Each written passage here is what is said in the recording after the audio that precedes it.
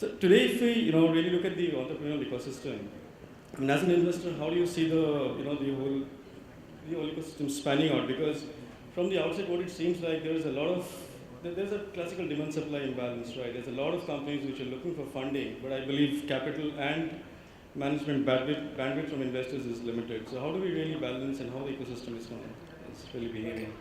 We all know as entrepreneurs, we have to live in the present. And in today's present scenario, the liquidity is the tight. And given whatever has happened to rupee or the current account deficit, we need to be cognizant of this fact that we do not know for how long this tight position will continue. Being considerate of this fact, the money risk capital is still to come in. Many times we wonder and we think why the risk capital in India is so limited at hand. 2 decades ago, the world named us as the domestic consumption economy. Today, the world is laughing away to the bank by we being consuming their products and services and living with the bad current account deficit.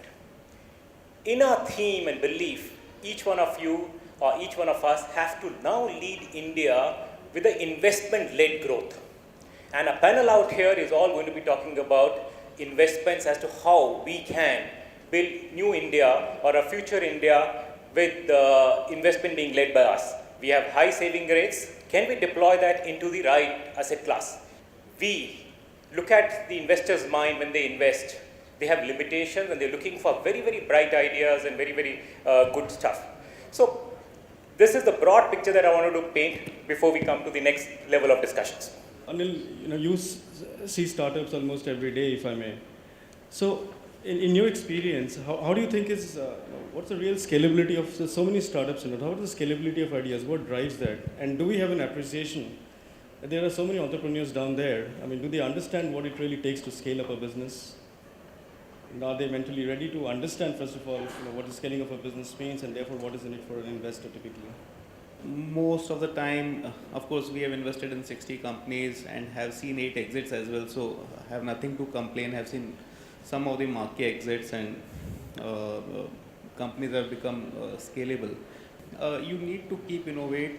You need to keep serve your customers. You need to keep increasing value for your customer. Any business which grow only because of customers are paying for it. I don't think no business can grow only because investors are paying money. So it's a myth that 2 million goes to 10 million and 10 million goes to 100 million. I am doing fabulous, unless until your customers start paying for it. I think you are in your own world, which will never take you anywhere. There's several examples where companies are still growing in terms of value, but it's all investors' money.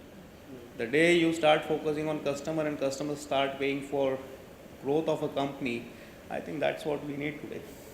Interesting. So Ranjit, let me bring you here on this context.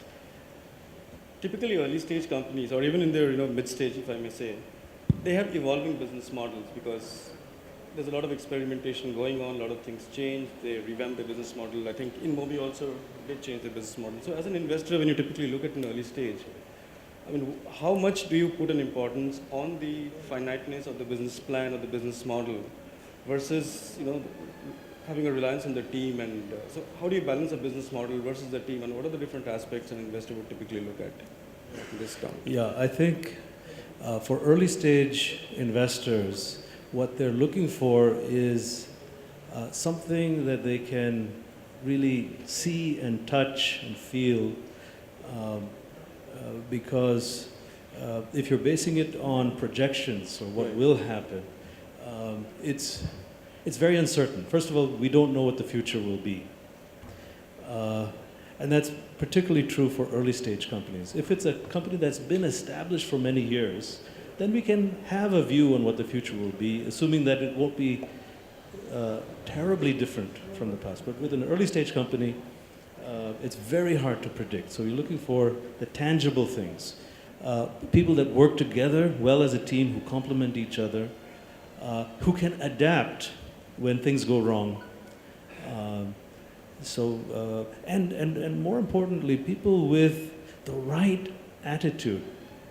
Because if they don't have the right attitude, well, they're not going to scale up.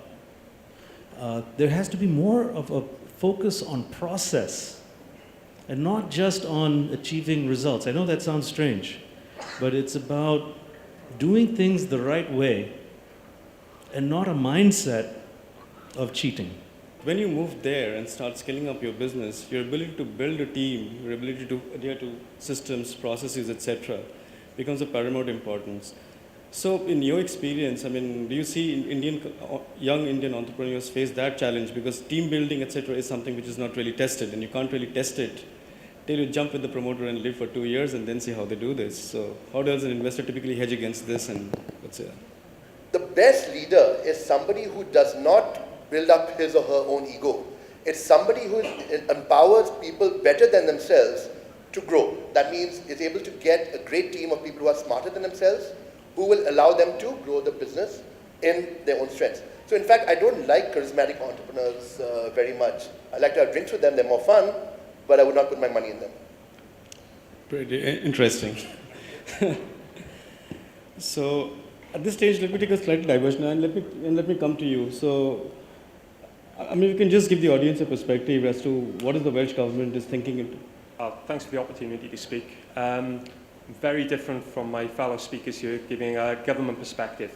So just to give you a little bit of background, I'm from the Welsh Government. So that's a region of the UK. We're just a couple of hours west of London, the population of just about 3 million. But we are home to over 1,000 overseas businesses that have seen the strength in Wales and have set up operations there. So one of the key things we realised was the funding issues for entrepreneurs. And we've set up an organisation called Finance Wales. So we realised the challenges there. Finance Wales now delivers a range of funding from very startup funding, seed funding, through to micro loans, right through to equity debt and co-investment. So they've got over 500 million currently under management there. So the return on the investment for a government, very different from my speakers here, is we are looking for the growth in the economy and the job side of it in a government. So we still offer very direct support to businesses in Wales within the UK. We offer the highest level of financial assistance. So we're prepared to take that risk with investors.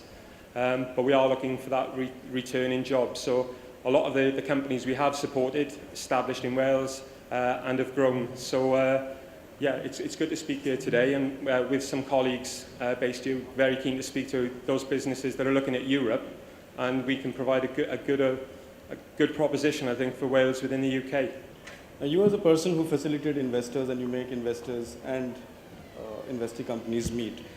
Now, typically when a company graduates and then when you see things like stage B, stage C venture capital as well as private equity, I mean, how do you really make expectations meet between the two parties? I mean, there's an expectation around growth, business model, valuation. And in your experience, what are the most hotly negotiated topics typically between an investor and an investee? What an investor is typically looking at is what is the synergy between the team and what is the richness and the uniqueness of the idea. And then the ability of the team to implement that idea commercially and get customers and the customers to pay for it. That's what they're looking for. Projections can be a bit, gray because it's at the end of the day one Excel sheet of assumptions. But what needs to come out is what the team can deliver, acting together. What have they done in the past together? But when you go from that stage to a growth capital raise or a private equity raise for kind of leapfrogging from stage A to stage B, then we see two things which come up very strongly. One, the promoter has become far more mature in his business and he understands his business very well, which is good. Two, which is not very good in a country like India, he has too many advisors.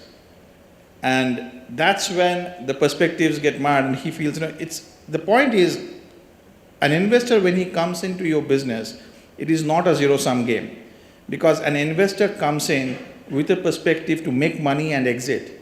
So what he does, when he puts growth capital in your company, he brings in the governance, he brings in the capabilities to become marketable in a 3 to 5 year period so that you can go and either sell out in a capital market or to a strategic investor. A lot of investees don't understand that. And a lot of investees think money is a commodity. Money is not a commodity. Because today, as there is a general perception that there are too many funds operating in India looking for too many projects. A lot of these funds are hamstrung because they don't see a project or they don't see a company where they can comfortably invest, either because of governance structure or because of promoter issues or because of the business line itself being too focused on relationship than a structured process of business development. So it is very important to see that money is not a commodity, and that's where people need to understand the synergy. So when you go to an investor, you also need to see what have they done with other investing companies before. How have they helped them in, unlocking the value that is there in the team and in the business model, which they have not done from the startup to the growth phase. And so the issues are around valuation, issues are around governance, how there are a lot of business in India which traditionally, by the way they are structured, they run on cash, hospital business, the healthcare business, diagnostic center business, education business. Yes, the cash adds value to the company. How does the investor see that the cash is getting accounted for to contribute to his returns? And these are cultural issues. So an investor would like to say that I would like to put my auditor on the panel. No, you have to change your auditor, and I like to bring in a KPMG or a Deloitte to do this stuff. And a lot of people, a lot of investors, they cringe on that. The point is, if someone is putting money, they need to see some transparency on how the money is being used before, and then form an opinion and kind of a comfort that is going to come back to them. So I think these are the few issues which need to be, which an investee needs to be careful about when it goes in. I mean, no one is telling to undersell, but you need to also understand what the investor sensitivities are.